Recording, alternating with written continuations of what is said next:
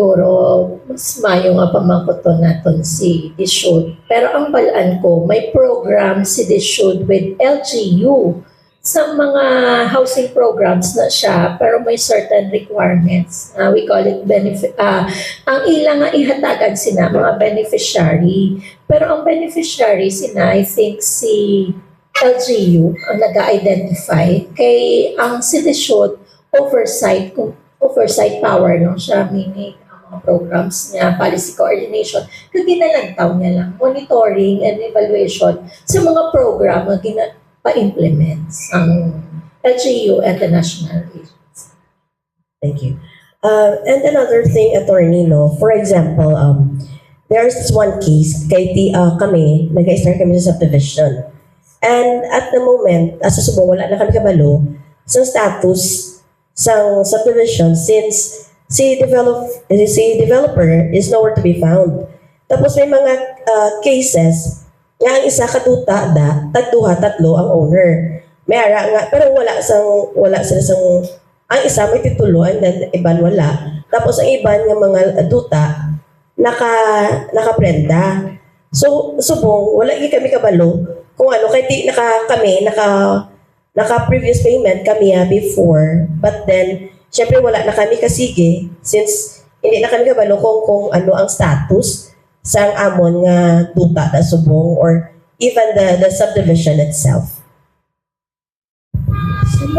Sa mga pamangkutanon nga ang may authority kin nga magsapat si department, si DSUD, kay yara sa ila ang mga records. So sila nakabalo kung ano ang status ng subdivision. Like for example, kung abandon na siya or incomplete na siya, ara na to sa ila ang record. Second, kung kinalanon yung kiti mabalaan ang inyong rights di as buyer, kay di ara nakamodera, pwede nyo man ito ma-verify kag ma-check sa ila kung sa balan mo may ginatawag kita na quarterly balang nga ginasubmit. Kung hindi quarterly, semestral submission of sales status report. So si DSUD may mga records na to kung sino ang initially nga ginabaligaan sang developer. Kay especially installment na naga-submit na to sila sang record kay DSUD. Tapos kung naga-change man ang ownership or ang buyer, kaya hindi pa man na siya full ownership sa inyo, kung hindi ka mo maka-fully pay, ginaislan man na ito nila ang anan. So kung para masuguran nyo lang mabalaan ang status, better to check it with a record custodian or the DSUD. Kaya sila na to ara sa ilang mga records. Even older subdivisions. But ma'am, even if, like, for example, actually wala kami mabalo kung nakakuan man siya sa DSUD, it's because though wala gid kami sa may nakita nga papeles bala from the start.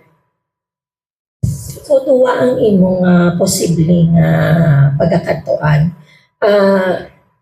Ang ikaduwa sa LGU, kung di inallocate ang subdivision na. Kay si LGU, may ara man na siya balaan records, kay sila nag-approve ng subdivision plan. Meaning ang pag-segregate mo na bala sang example, motherland na siya, imuon mo siya subdivision. So, i-segregate mo siya into sublots ng mga gagmay. So, may participation si LGU dira sa pag-approve. So, part na siya sa requirements balaan para ma-issuean ka sa certificate of registration and ang subdivision plan na nag-aagi kay LGU. So, duwa ang may record. It's either si DSUD or si LGU. Okay, thank you so much, Ma'am T.